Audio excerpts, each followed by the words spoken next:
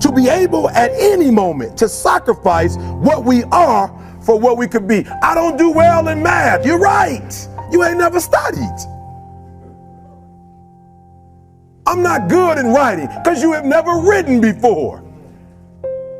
But I dare you to fail in writing for a whole year to see if you can get to the end. I dare you to fail. I dare you to take that same class over and over again. I dare you to stop dropping classes like you soft. Always want to give up. I'm dropping. Why are you dropping? I'm so grateful that the slaves didn't drop and quit. Say, I'm just going to stop. I'm a slave. I'm just going to be a slave. I'm going to quit. Listen to me. The slaves said, we will live because one day we will become. We won't always be slaves.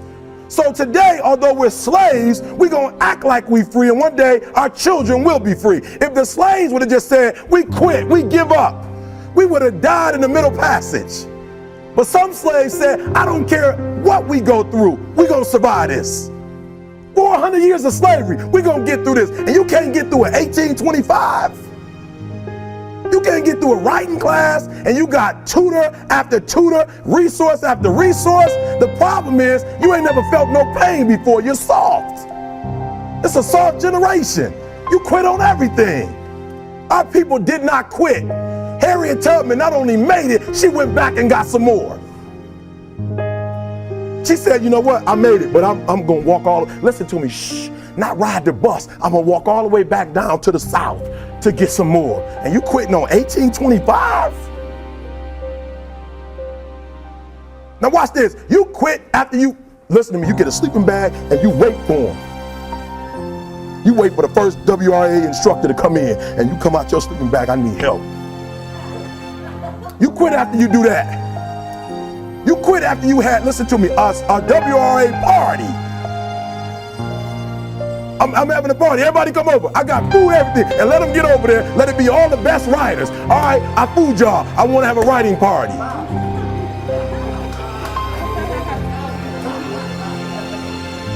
I'm serious. You quit and you ain't even tried yet. Last one, I'm sorry. Last one. Listen to me. Pain is temporary. It may last for a minute or an hour or a day or even a year. But eventually it will subside and something else will take its place. If I quit, however, it will last forever. Listen to me, I'm telling you as I leave. I'm telling you as I leave, I was homeless for 2.5 years. And the problem with most of you, you never felt no pain before. Y'all spoiled. Y'all spoiled. Some of y'all spoiled, just bottom line. Your parents have done everything for you. You never had to do nothing for yourself. You're spoiled. We're going to keep it real tonight. Some of you are spoiled brats. Every time you ever got in trouble, somebody in your house got you out of it. Every time you've done something you're not supposed to do, people say, Eric, your mother's a tyrant. You're right.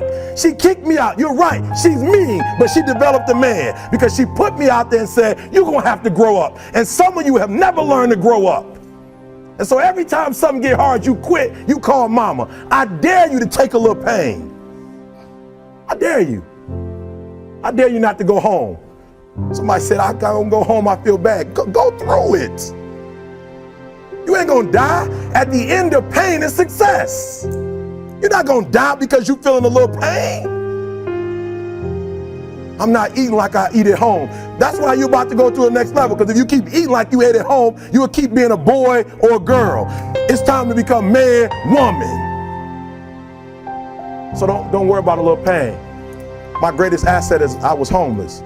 So I can't feel a whole lot of pain. I've already been alone. There's not a whole lot of hurt I can feel on a little paper, on a little test. So I leave you, listen to me. We have gotten to a point where it's midterms and we're moving forward. The days of you getting money, I'm not saying we quitting, but I'm saying the day has got to go from external to internal. You have to give it everything you got. No more TV, no more parties, no more playing. If you don't have a 4.0, what you need to be doing is studying. Get off the phone. I'm sorry, I'm not available until the end of this year. No, I'm for real. You reached the right number, but you called me at the wrong time. Call me back January 1st. I'm about to get busy now. Huh? I want you to have a countdown of your own and say when the countdown is over, Where the real, watch me, because when I was homeless, I knew something was wrong. I knew that wasn't the best of me. And one day I said, will the real Eric Thomas please stand up? Will the real Eric Thomas please stand up? Stop being this high school dropout. Stop giving up. Stop sleeping on the street. Stop walking up and down Finkel Avenue like you ain't got nothing, and get your GED. Stop being afraid to take a test. Stop being afraid to go to college because your daddy didn't go and your mama didn't go. Stop being afraid and be the best Eric Thomas you can be. But listen to me, it's going to be hard. It took me 12 years to get a 4-year degree, but I got it. And guess what? On a degree, it don't have dates. So if it took you 4 and it took me 12, it don't show up nowhere. But I'm exactly where I wanted to be because I realized I got to commit my very being to this thing. I got to breathe it. I got to eat it. I got to sleep it. I pointed out 2 things to the students in the audience. One was that a tremendous amount of civilization and effort had gone into producing the institution that they were now part of, and that everyone who was part of that institution was hoping that they would come there and learn everything they possibly could that was relevant and important, and that they would be the best possible people they could be, and they would go out in the world and do as much good as they possibly could. That was the essential mission of the enterprise, and that was really the case. And also that learning to write in particular was going to make them more powerful than they could imagine. And a number of students came up to me afterwards and said, I really wish someone would have said that to us when we first came here. Most people continue to parent their children based on what they think other people think of them, not by listening to their actual children.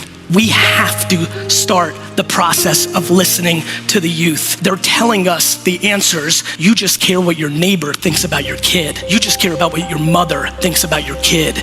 You just care about what your sister thinks about your kid. You need to start listening to your kid. Show me your friends and I'll show you your future. That's one of your top It is. 3 pieces. Show me your friends and I'll show you your future. You want to know why you're all fucked up? Just look at the fucking bums you hang around with. Because I see that stasis is utterly destructive. Because there's no progress, all there is movement backwards. There's aging and suffering and no progress. And so to not commit to anything is the worst of all transgressions. To commit means to put your body and soul into something. To offer your life as a sacrifice means that you're willing to make a bargain with fate.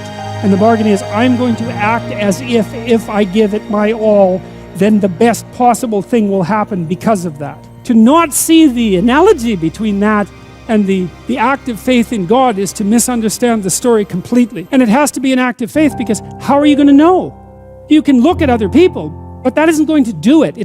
Kierkegaard was very clear about this sort of thing. There's certain sorts of truths that you can only learn for yourself through experience. There's no way you can tell what is within your grasp, let's say, unless you make the ultimate sacrifice.